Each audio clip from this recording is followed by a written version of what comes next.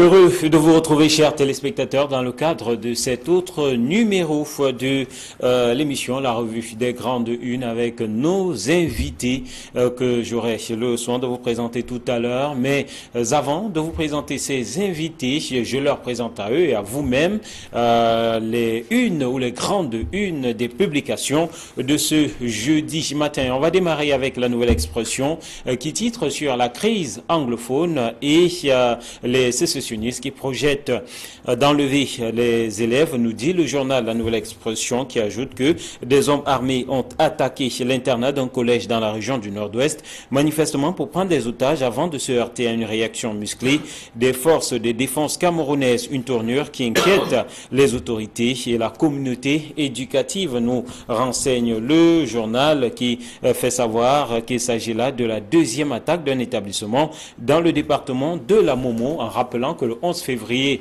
dernier, déjà dans le cadre d'une attaque, plusieurs élèves d'un établissement avaient été blessés. Le journal qui, restant sur la lancée de la crise anglophone, parle de la région du Sud-Ouest et des sécessionnistes qui sont dans le harcèlement. Plusieurs infamies ont été enregistrées ces jours dans la localité ou dans les localités de Ngouti, de Nkogné, de Mandio, de Fontem et de Kumba, avec à la clé plusieurs sécessionnistes qui ont perdu la vie et aussi une vie de perdu parmi les rangs des forces de défense, plusieurs déplacés, et donc le journal qui rappelle que c'est loin d'être l'accalmie dans ces différentes localités où les sécessionnistes continuent à faire parler d'eux. La crise anglophone et le tribunal militaire, dans les colonnes du journal La Nouvelle Expression, Mancho Bibixi qui revient ce jeudi devant la barre. Ce citoyen et tous les autres seront à nouveau devant le tribunal militaire du côté de Yaoundé. Au moment où ces personnes sont attendues devant le tribunal militaire, La Nouvelle Expression ajoute que la société civile multiplie tout simplement les sorties publiques. Et puis le journal Info Matin, lui, s'intéresse à la succession de Paul Biya. Jeune Afrique et le cabinet noir de Yaoundé, nous dit le journal qui rappelle que depuis la capitale camerounaise, une officine occulte à travers des dauphins suscite des écrits destinés à faire imploser le régime de Paul Biya. Le journal qui s'appuie sur deux publications du journal Jeune Afrique, des publications qui présentaient certaines personnalités comme des potentiels dauphins du président de la République, Paul Biya, avec entre autres lui Paul Moutazi, René Emmanuel Sadi, et tout récemment dans l'une de ses dernières publications, c'est Laurent Esso qui était présenté, en tout cas avec à la une cette interrogation, et si c'était lui qui était présenté comme l'un des dauphins du chef de l'État. Et le journal donc de dire que tout cela est concocté par une officine occulte qui suscite simplement des écrits destinés à faire imploser le régime de Paul Biya. Le journal qui parle aussi de la digitalisation des enseignements avec Lyonga Nalova Ebe qui sollicite l'accompagnement des MTN, l'opérateur des téléphonie mobiles, a présenté ses propositions du côté de Yaoundé au cœur d'une cérémonie qui était justement présidée par la ministre des enseignements, de l'enseignement secondaire, Nalova Lyonga Ebe. Le journal Signature s'intéresse à l'opération Épervier pour s'interroger à qui le tour. Le journal qui fait savoir que l'ambiance est des plus moroses au sein de la famille, au sein des familles, des gestionnaires de la fortune publique, de ces personnes dont les noms sont de plus en plus cités parmi celles-là qui pourraient être les potentielles victimes de l'épervier. C'est donc le branle-bas à ce niveau-là, dans la capitale, avec ces personnalités dont certaines sont annoncées comme étant attendues du côté du tribunal criminel spécial, et ces personnalités dont les noms sont cités dans les affaires de détournement de biens publics ou de faute de gestion. Mutation parle de querelle entre enseignants, l'université dans la rue. Le journal revient sur ces multiples cas enregistrés dans plusieurs universités d'État au Cameroun et propose à ses lecteurs l'Observateur une enquête sur un phénomène qui tend tout simplement à se banaliser. Le journal donne la parole à Hubert Mounondjana qui propose un décryptage. C'est un dossier à lire donc dans les colonnes de mutation. Ce matin, le Messager s'intéresse au sénatorial et parle de casse-tête dans la région du Sud-Ouest. Et cette interrogation à la une, va-t-on sanctionner les 70% des grands électeurs absents du Lébialem? Cette interrogation barre dans la une du journal Le Messager ce matin. Le Messager qui parle aussi de ces guerres entre enseignants d'université, entre responsables d'université, et propose relativement au doctorat professionnel la réponse cinglante du professeur le Magloire Ondoa à lire dans les colonnes du Messager ce matin. Cameroun Tribune reste dans les régions du nord-ouest et du sud-ouest pour parler de paix et de sécurité, une affaire de tous. Le journal qui rappelle que depuis le 15 mars dernier, le ministre de l'administration territoriale, Paul Atangandji, porteur du message de paix du chef de l'État, sillonne les régions du nord-ouest et du sud-ouest en vue de faire comprendre à tous les acteurs sociopolitiques et économiques la nécessité de s'impliquer dans le processus de retour à la normale dans ces deux régions. Un focus à lire aux pages 4 et 5 du journal Cameroun Tribune. Cameroun Tribune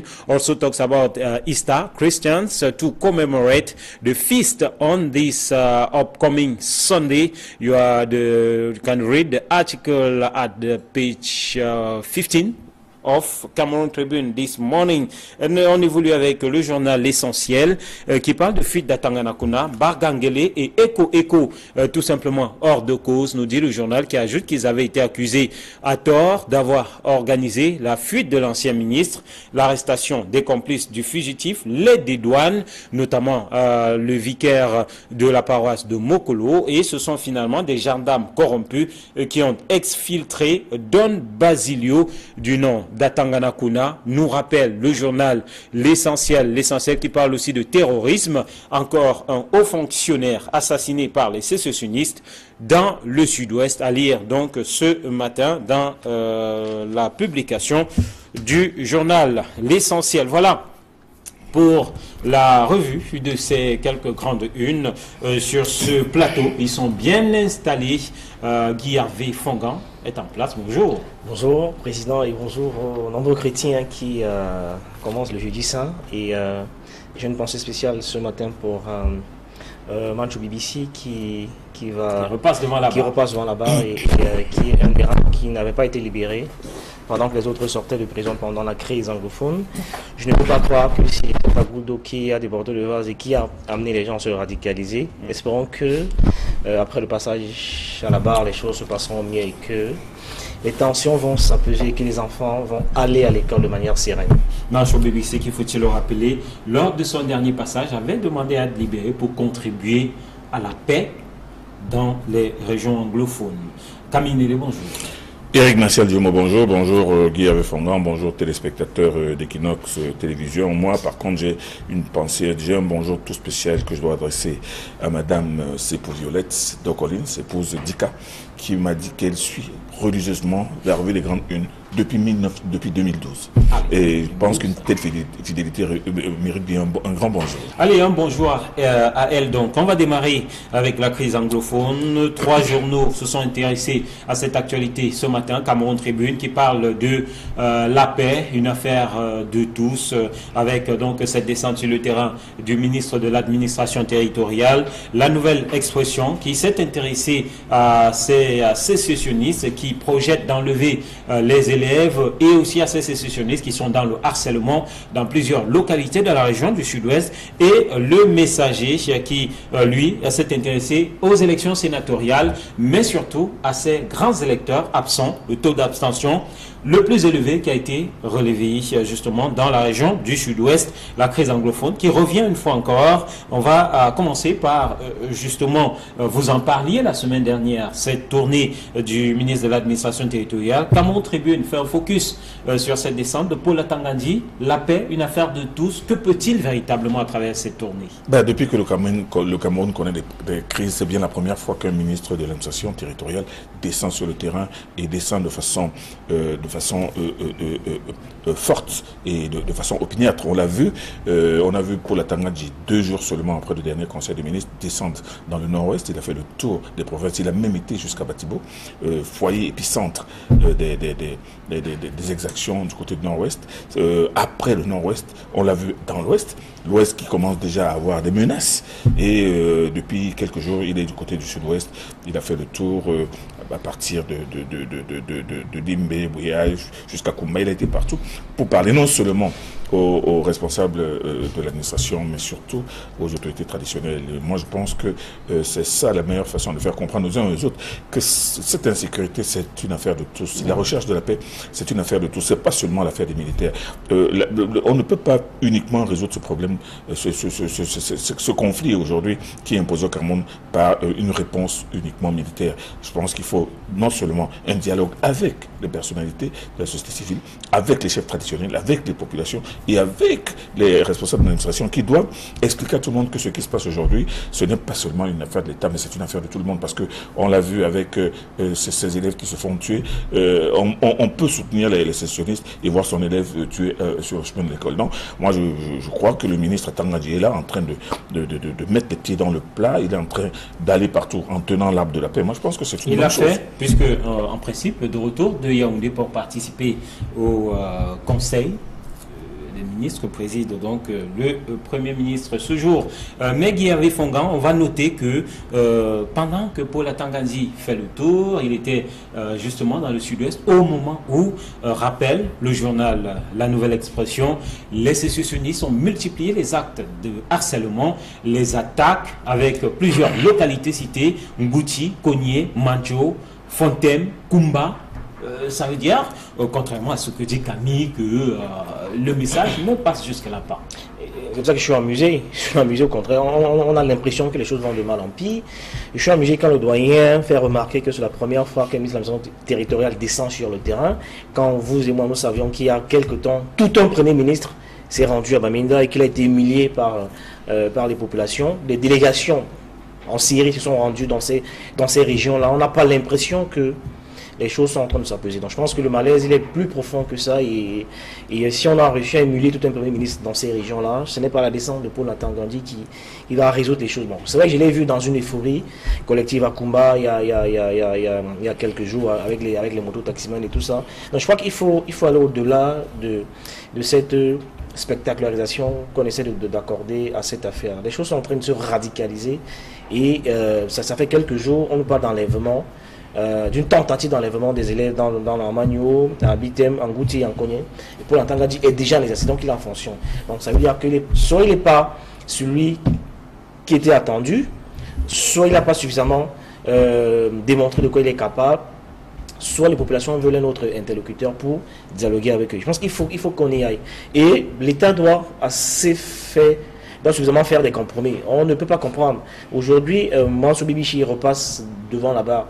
Pourquoi certains ont été libérés et pas d'autres? Il y a des positions comme celle-là qui ont contribué à embraser la situation. Donc, Paul Atanga-Nji sera descendu dans ces régions 50 fois, 100 fois. Les enfants jusqu'ici ne vont pas à l'école et c'est assez grave. Pourquoi est-ce que, par exemple, celui dont on parle, donc toutes les populations ont réclamé à quoi il a pris sa libération et resté en prison. Les autres sont sortis, pas lui. Donc il y a autant de situations. Et puis, je suis de ceux qui avaient applaudi les deux mains quand on était allé arrêter les principaux leaders dans le nord-ouest. Au Nigeria, je prends le Ayuk Sissou, qui aurait donné quelques noms du régime qui ont financé la grève et qui ont été interpellés. Donc j'étais de ceux qui pensaient que, comme ceux-là ont été neutralisés, commençant par Sissou Ayuk et quelques pentes du régime qui ont arrosé les sécessionnistes, de manière naturelle, je m'attendais à d'autres Camerounais à ce que les choses se tassent et que la situation soit sous contrôle. Mais c'est plutôt l'effet contraire. Donc, depuis que ces gens ont été arrêtés, on a l'impression que le gouvernement a perdu le contrôle. Et c'est plutôt très inquiétant pour nous qui avons des familles et des connaissances dans ces régions-là. Camille Guy-Hervé Fongan, je suis surpris que vous vous cachiez derrière votre petit doigt pour ne voir que la visite du Premier ministre et accorder une importance. Il y a une série de délégations. Non, mais écoutez, le Premier ministre est comme un Premier ministre qui est entré, qui est descendu dans cette zone au moment où ça chauffait pleinement. Aujourd'hui, je parle d'un ministre de l'administration territoriale, je ne parle pas du Premier ministre. Et le ministre de l'administration territoriale, c'est le ministre de l'Intérieur qui est descendu, qui a le mérite au moins d'être venu, d'avoir rencontré et les chefs traditionnels et les autorités administratives d'une région. Oui, mais le problème, c'est pas le problème, ce n'est pas un problème de résultat. Nous sommes face à des gens. Non, écoutez, ce n'est pas une dispute. Le problème aujourd'hui, ce n'est pas d'estimer que si le ministre de l'Intérieur descend, non, ça doit s'arrêter. Nous sommes face à des gens qui sont là pour instaurer une sorte de terreur. Une terreur permanente. Et ce n'est pas même si c'est Paul Biya qui descend, ils vont faire la même chose. Moi, je pense qu'il y a une évolution entre le ministre de l'administration territoriale qui descend, qui parle à tous les préfets, aux gouverneurs, aux populations, aux chefs traditionnels, pour leur dire, non pas que faire de la paix, mais pour leur faire comprendre qu'il faut parler aux populations. Parce que ce que vous ne savez pas, Guy Fonga, vous qui regardez certainement souvent en Ambazonie TV, c'est que ces gens-là sont en train de mettre les populations dans une sorte dans une sorte de psychose, pour leur faire croire que eux, ils vont faire et rien ne peut. Les populations sont entre deux feux. Les populations sont entre deux feux. Et même, je peux même vous dire qu'il y a une sorte de complicité passive et même active des populations. C'est pour ça que le travail qui doit être... Parce qu'ils ne sont pas protégés, ils ont peur. Mais vous voulez qu'ils soient protégés par qui? Par l'État. Mais alors, si l'État ne le fait pas, si les forces de défense n'étaient pas dans cet internat, vous savez ce qui aurait pu se passer? Mais moi, je pense qu'il ne faut pas regarder les choses à minima. Il ne faut pas non plus se cacher derrière son petit doigt pour avoir un raisonnement qui va dans le sens, justement, de la psychose que veulent entretenir ces... Moi, je ne les appelle même pas des sections, je les appelle des bandes armées. Parce que ce sont des bandes armées qui agissent. On ne comprend pas trop pourquoi. Parce que si le combat de ces gens était si noble que cela, ils ne s'attaqueraient pas aux enfants. Ça, c'est une action lâche. Et là, depuis 2 ou 3 jours, qu'ils attaquent déjà... Non, je ne pense pas que Hervé ait dit que leur combat soit noble. Non, mais le problème n'est pas... Le problème, c'est qu'il faut rassurer les populations, leur faire comprendre que leur intérêt, non seulement ce n'est pas d'avoir peur, mais c'est de s'impliquer justement dans la réduction, de sortir d'abord de la peur. Voilà, une phrase. Mon propos est simplement d'amener l'État à prendre son bâton de pèlerin et à protéger les populations qui aujourd'hui sont apeurées. Si vous prenez la psychose sur une échelle de 1 à 10 aujourd'hui... Je vous donne la parole justement par rapport à cela, puisque le messager, restant sur le même sujet, s'interroge sur ce qui devrait arriver à ces 70% de grands conseillers et de grands électeurs qui n'ont pas pu voter en raison de la situation sécuritaire dans cette partie sud-ouest du Cameroun. J'aime souvent leur rappeler qu'on est malheureusement dans ce pays dans une sorte d'aristocratie de la nonchalance. Ce qui est décrit était prévisible. Je veux dire que l'état de tension dans ces régions-là, tout le monde le savait. Donc on avait une disposition nécessaire pour que les gens aillent voter, que les gens aillent... C'était connu de tous. On ne peut pas aujourd'hui être surpris par ces situations. On le savait que ça va être compliqué. D'ailleurs, nous l'avons dit, si doit rien vous rappeler sur ce plateau, que et le directeur de l'ECAM a fait une sortie dans laquelle il faisait état de ce que tout est sous contrôle, la zone est sécurisée et que ça va se passer sereinement. Alors imagine, si on ne peut pas sécuriser une simple élection sénatoriale, quand on va avoir des élections à grande échelle, comme les municipales ou les législatives, ça veut dire que ça va être la débandade totale. Si on ne peut pas voter pour les sénatoriales, ça veut dire que c'est une alerte qui devrait interpeller de manière sérieuse les autorités. Et c'était prévisible, on le savait. Nous l'avions dit. Et donc, Camille, ça devait arriver. Est-ce que vous avez une réponse à l'interrogation du journal Le Messager ce matin? Ben, la réponse est simple. Cette zone est insécure. Nous le savions. Qu'arrivera-t-il s'interroge le Messager à ces grands électeurs qui n'ont pas pu se déplacer. Je rappelle que le taux d'abstention a été le plus élevé justement dans la partie sud-ouest.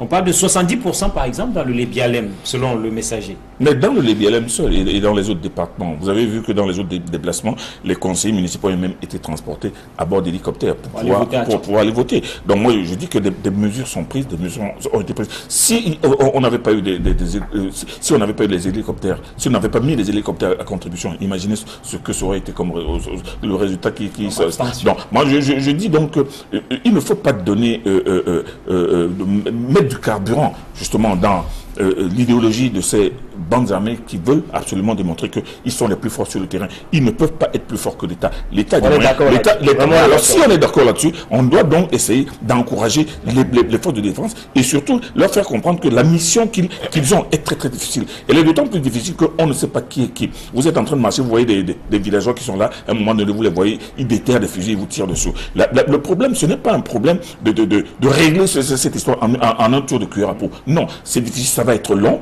mais moi je pense qu'il faut faire comprendre aux populations qu'elles ont intérêt plus que tout le monde à militer dans le sens de la recherche de la sécurité.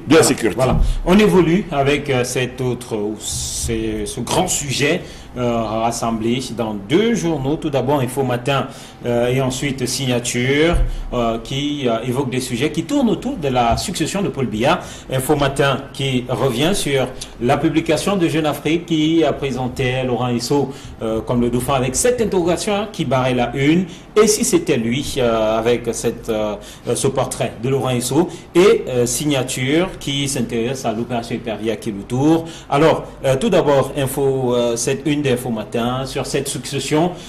Cette une de Jeune Afrique semble gêner le sérail ou gêner ces personnes qui sont présentées. On rappelle que en dehors de Laurent Esso, Louis-Paul Motazé et René Emmanuel Sadi avaient déjà été présentés, tel que nous le rappelle Info Matin, comme des potentiels dauphins. La question du dauphinage gêne finalement d'une certaine façon ou d'une autre.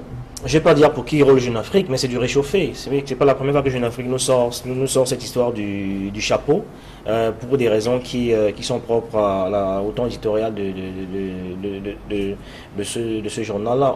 On n'a pas revenu ici sur la plainte des journalistes de Jeune Afrique qui indiquaient que chaque fois qu'ils ont écrit sur la Côte d'Ivoire contre Ouattara, les titres ont été changés, etc. Donc ils sont coutumiers du fait. Vous vous rappelez, comme vous avez suivi comme moi, comment les journalistes de Jeune Afrique sont montés au créneau pour dire que chaque sortie sur la Côte d'Ivoire qui ne crie pas en faveur de Ouattara est censuré par le comité éditorial. Ça veut dire que Jeune Afrique est coutumier de cet exercice-là. Non, non. Quand ils essaient de nous brandir ce type de personnalité au Cameroun, ils l'ont fait avec Marafa, ils l'ont fait avec les autres. Ça peut gêner éventuellement ceux qui ont passé des commandes. C'est un vrai que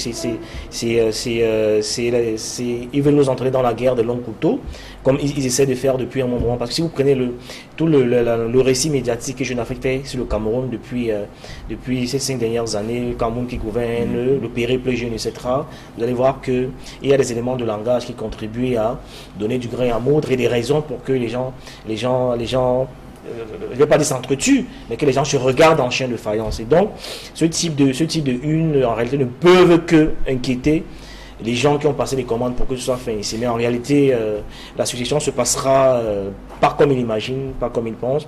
Parce que je suis de ceux qui pensent que les gens qui prendront le relais après Paul Biya sont des gens qui ne sont même pas devant la scène. Alors, Info Matin croit savoir que ce sont des officines occultes qui sont derrière de telles publications. J'aime bien l'optimisme exubérant de Guy Fongan qui dit que non, il est sûr qu'après le retour, après Paul Biya, les choses vont se passer de telle manière que même ceux qui sont en train de couper les cheveux en quatre ne comprendront pas. Non, moi je pense que ce que fait Jeune Afrique va dans le sens de la question fondamentale qui est au Cameroun depuis 35 ans.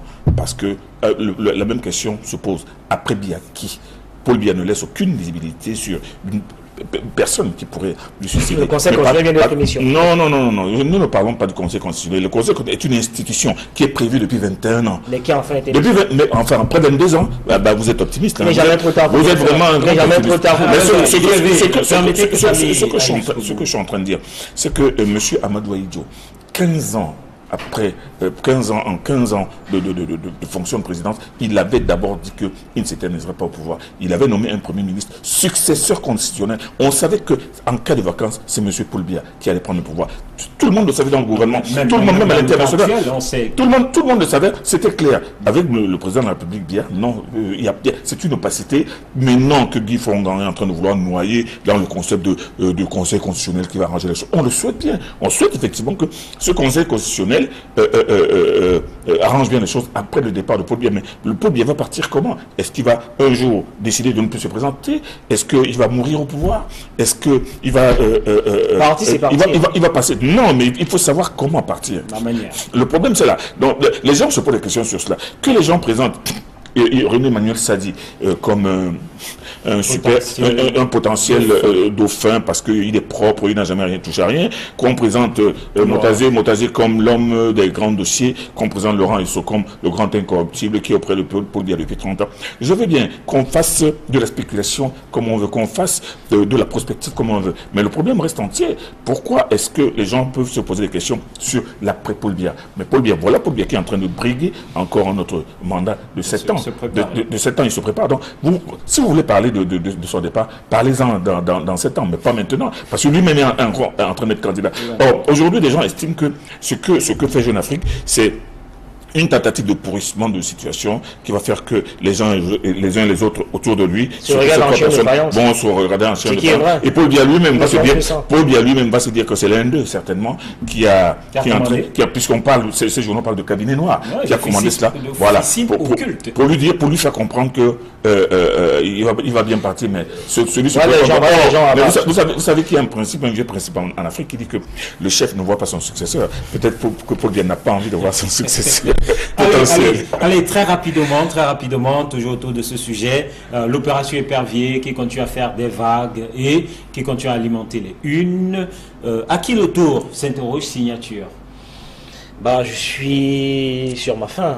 Je vais bien. Bon, je me suis laissé dire que la récente visite du président Paul Biya en Chine, il a reçu une dizaine de kilos de documents qui accablent le tout-puissant Edgar Lem Ebengo. Donc c'est peut-être la plus grosse attente. Du moins c'est la plus grosse attente. Ce sera la plus grosse pioche qui sera faite par cette opération Épervier. Donc maintenant tout le monde attend. Comment? Parce que c'est ça en fait la grosse hantise. Quel est celui ou celle qui aura le courage d'aller interpeller Edgar Lem Ebengo, dont on sait que c'est quelqu'un qui a quand même passé 21 ans au gouvernement, il était délégué général de la Sûreté nationale, directeur du cabinet civil, ministre de la Défense, et donc il est au cœur du renseignement. Aujourd'hui, l'étau semble se resserrer autour de lui et ça semble compliqué. Je serais curieux de savoir qui aura le courage de l'interpeller, l'arrêter. C'est la plus grosse attente en ce moment. Voilà, à la question de Signature, à qui le tour, vous dites Edgar Lem. Non, c'est parce que j'ai dit. Mais parce que moi, il aura le courage d'interpeller. On regarde son parcours et son vécu. Mais pourquoi faut-il avoir du courage pour interpeller quelqu'un qui serait vraiment indélicat et dont les preuves seraient là? Moi, je pense que le débat est focalisé dans les réseaux sociaux. D'ailleurs, on dit n'importe quoi. Hier, on disait que oui, on l'a convoqué, il fait semblant d'être malade, il est même dans un hôpital, dans une clinique, et que bon, il va faire comme s'enfuir parce que non, moi je pense que s'arrêter sur ce que Guy avait dit que c'est la plus grosse attente. C'est l'attente des réseaux sociaux. C'est pas les réseaux sociaux. Le problème, c'est un fait. Mais je ne sais pas pourquoi. Il y a plein d'autres personnes. C'est pas les réseaux sociaux qui l'ont mis décès. Je dis personnalité convaincue d'indélicatesse depuis très très longtemps, dont les dossiers sont là. Et pourquoi vous voulez que vous voulez qu'il y ait une attente plus grande que les autres? Moi, je pense que la question. Il a une trajectoire à déception. C'est pour ça. La question, c'est ça, cette question. À qui le tour? On dira bien à qui le tour. Est-ce que, maintenant, est-ce que ça... Bon, je pense qu'on peut se demander jusqu'où ira cette vague, parce que c'est une vague. Vous savez que l'opération Épervier arrive, plane, attrape quelques-uns, les met en prison et vient se poser sur l'épaule, sur le bras de Paul Biya en attendant le prochain tour. Maintenant, ça va aller jusqu'où et à qui le tour? C'est l'interrogation. Moi, je suis comme le bas peuple. J'attends simplement que cet argent soit récupéré et soit réinvesti pour améliorer le quotidien des Camerounais. Allez, c'est sur cette interrogation de Signature que je vais vous dire merci, messieurs. À qui le tour? Donc, l'interrogation des signatures. Allez, prochaine émission, ce sera tout à l'heure. Nous allons vous retrouver demain pour un autre numéro de cette émission. Madame, monsieur, je vous dis merci d'être restés fidèles et surtout, très belle suite des programmes sur Equinox.